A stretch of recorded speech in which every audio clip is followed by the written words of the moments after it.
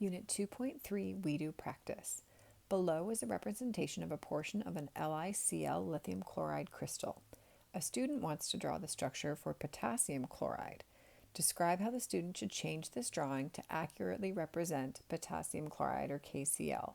Assume that KCl and LiCl have similar crystal structures. So if we're assuming that KCl and LiCl have similar crystal structures, we're still going to keep our structure kind of looking like this ball of ions.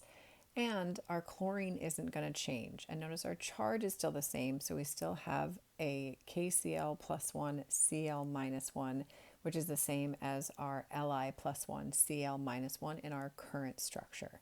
So really all we're changing is we're swapping out the lithium and replacing it with potassium. So we have to look at the difference between potassium and lithium.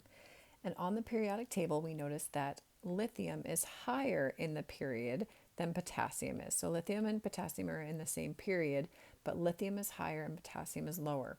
That means that the radius of potassium is larger than the radius of lithium.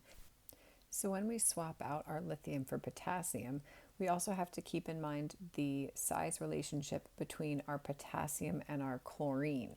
So in this new structure, our potassium ions are going to be smaller than our chlorine ions. And that's because, like lithium, potassium is a cation, a positive ion, which is going to be smaller. It's going to have a smaller radius than its neutral atom counterpart.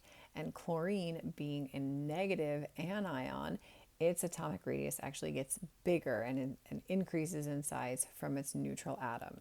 So while our potassium ions are going to be larger than our lithium ions in terms of radius, they're still going to be smaller because they are cations.